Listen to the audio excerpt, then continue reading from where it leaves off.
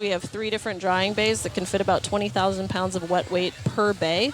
And that cycles about every 10 to 14 days, depending on how packed it is. So we can fit about 60,000 pounds of wet weight at one time and cycle that every 10 to 14 days.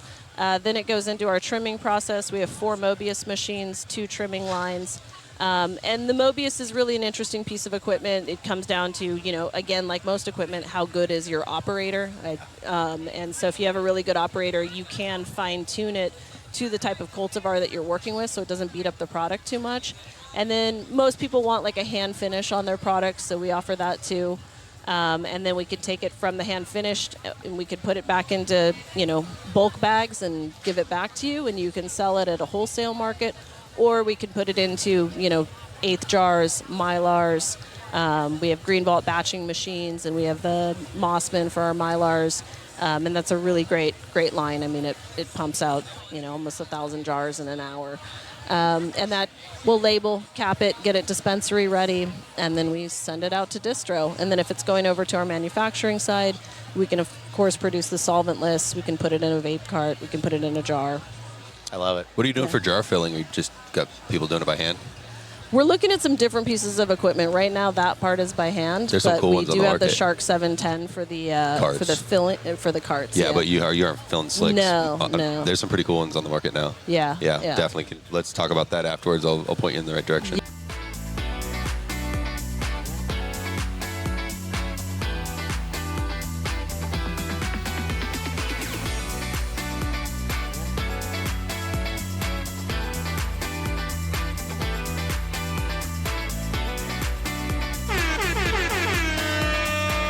All right, guys, here we are at Hall of Flowers Day 2. This is the big one. It's the festival. It's the first one for a lot of people, but that's not what we got today for you. We have an OG. We are here with Autumn, formerly from Cultivo, kind of with Cultivo, but with her new brands. She's here to tell you about co-packing and in-house brands. We're really excited about this conversation. I got Will over here on my right, the big Will, and we're ready to chop it up with you.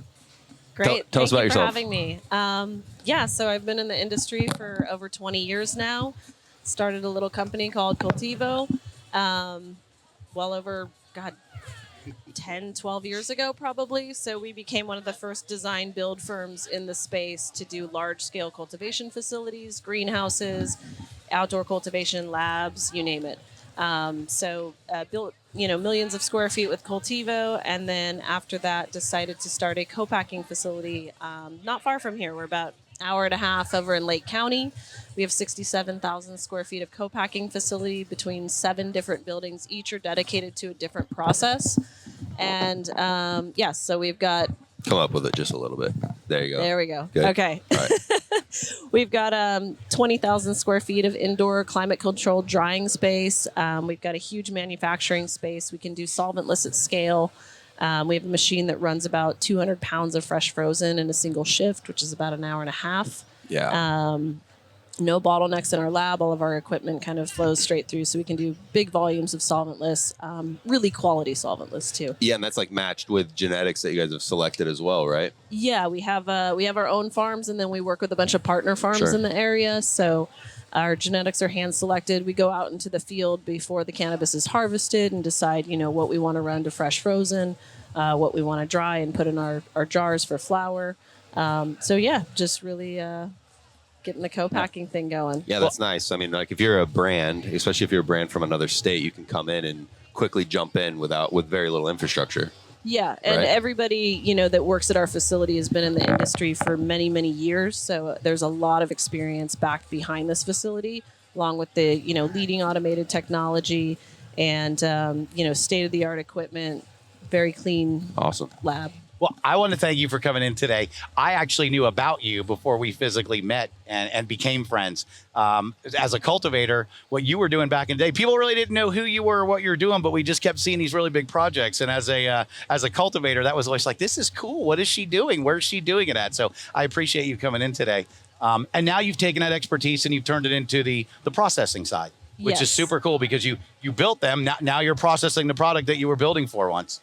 Yeah, exactly. So, building so many facilities and kind of handing the keys off to other people, I really just wanted to jump back in and be an operator and prior to building and designing facilities, I was a cultivator for 10 years myself. So getting back into the operational side of things was appealing to me.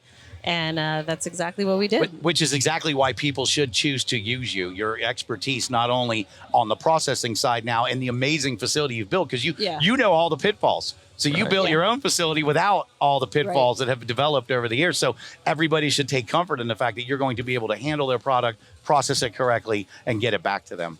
Yeah, and I always say it's the experience, right? So I can build an amazing, $20, $30 million facility, but if you don't know how to run it, you're not going to produce good product out of it.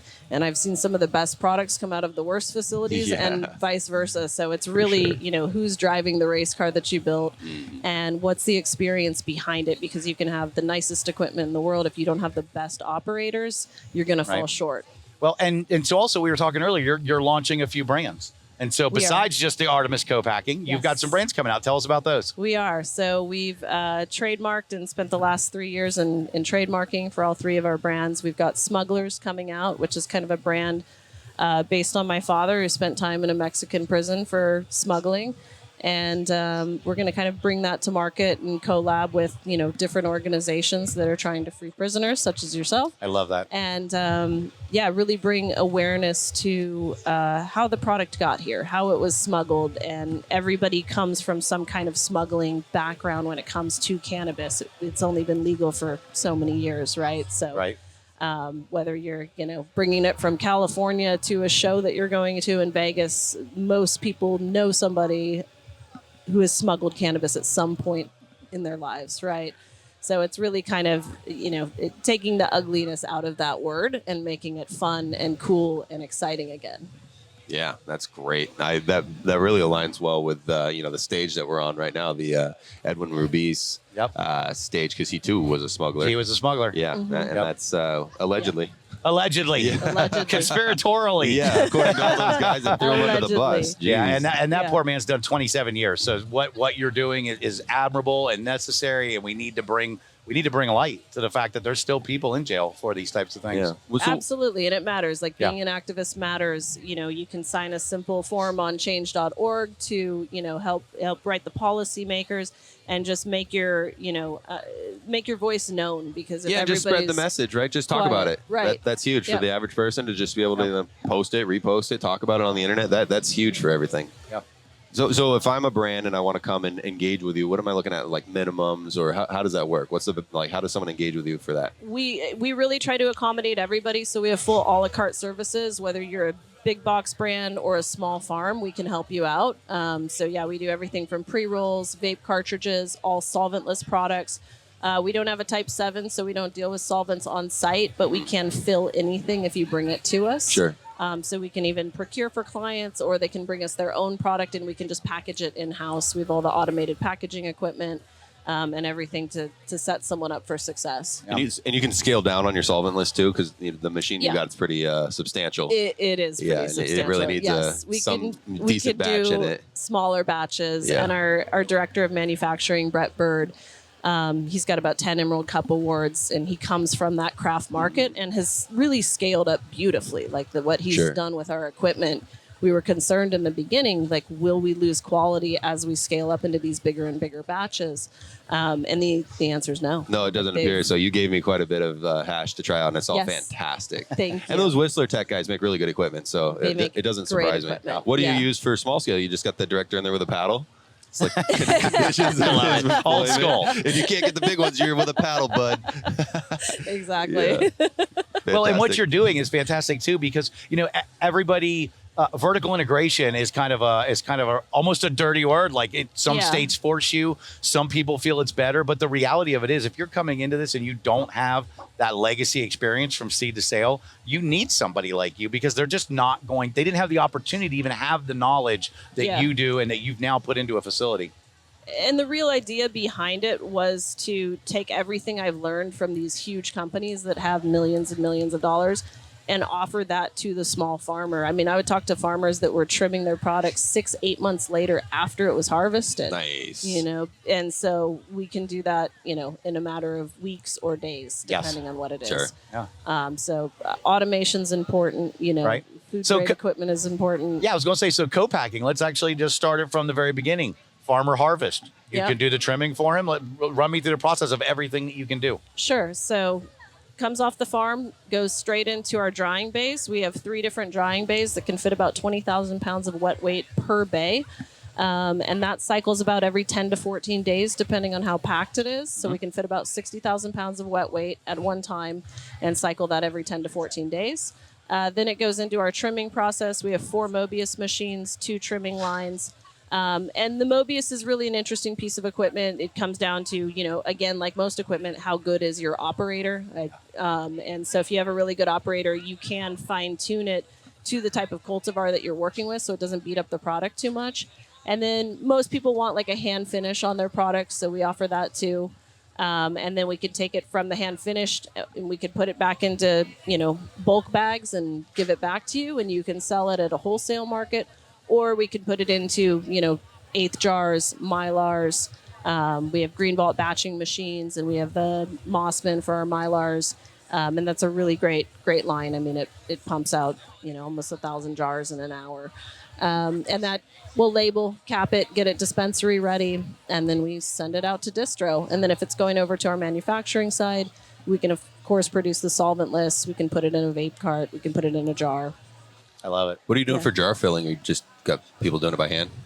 We're looking at some different pieces of equipment. Right now, that part is by hand. There's some cool ones on the we do have the market. Shark 710 for the Carts. for the filling for the carts. Yeah, but you aren't filling slicks. No. There's some pretty cool ones on the market now. Yeah, Definitely. Let's talk about that afterwards. I'll point you in the right direction. Yeah, we were looking at some. I'd like to talk to you about that. Yeah, definitely. I've there's the vape jet one they built.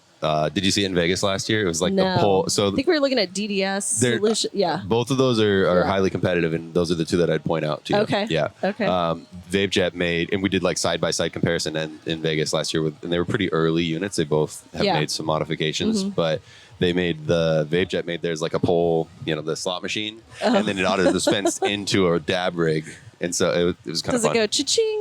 Yeah, it's got a big screen. He did it all up. That'll be featured at one of our upcoming parties we haven't talked about yet. I think we're going to do that at Planet 13. Well, so you talked about Smugglers. You have a couple other brands. What other brands are you putting out? Smugglers. Then we also have Cali Girls, which is our female-focused brand. Very fun, lighthearted. We're coming out with vapes and pre-rolls to start for that brand. Maybe do an edible line. And then we have Artemis CoPack, which is our fully sun-grown brand from our own farms. And we do like a full suite of services. That's packaged flower, pre-rolls, vapes, and kind of. What's this one? Is this one secret? That one? Oh, this one is probably one of the best. So this is Bird We can Extracts. talk about it? Yeah. Bird Extracts. This is Brett Bird. He's our director of manufacturing. He had his own brand before he came to us. So we're looking forward to taking this one to market as well. Awesome. And shout out to Bird. Yeah, it's really good. She hooked me up with a bunch of these, amazing. and I've been sharing it, and people are stoked. Yeah, Some of them have like 2 different kinds of rosin stacked in there. Yeah. It's Incredible. got some cold cure and some jam. Oh, that's cool. And, Yeah. It's a little mixture. Yeah, it's fantastic. Yeah, he was a student of Frenchy cannoli and has kind of carried down that tradition. We're also making aged temple balls in-house, which are going to be very exciting. Yeah. Yeah. Well, for us old heads, that's the temple ball is just how we did it, Yeah. right? We were making all there was. brown hash out of our bubble bags, and you'd roll it up in a ball. Yeah. And when it's done right and you really, cut out all the oxygen and Surely. encapsulate it and age it for a certain amount of time, like it'll create new terpenes in the plant that weren't there previously. And the smoke from it is just a different kind of high. Yeah, It's I a love it. different I vibe. smoke quite a bit. Frenchie, I took one of his classes, and then we were smoking with him afterwards, and he had his own little selection with Yeah. him. And man, we tried some pretty good temple balls. It's Oh, incredible. yeah. Yeah, good stuff. Fantastic. Yeah. Well, we really appreciate you taking time to come sit down with us today. Hall of Flowers Day 2, Edwin Rubis Stage, meet a Good Life Gang Beard Bros. Tell everybody where they can find you at. That's one of the most important parts. You can That's start right. brands, but you got to let people know where to find you. Yeah, so my personal Instagram is autumn_cultivo, CULTIVO. And then you can find us at Artemis CoPack on Instagram. as well as Facebook and all the rest. LinkedIn. She's on LinkedIn. I'm also on LinkedIn. She's on LinkedIn. She's active on LinkedIn. Yeah, LinkedIn's popping, man. They don't censor us. LinkedIn's fantastic. So. I got schooled by the social media gurus this morning that I need to post more, so I will be posting more content. We love to see it. All right. Well, we want to thank you for coming, and we're going to wrap it up here with this interview here at Hall Flowers Day 2, Edwin Rubis Stage.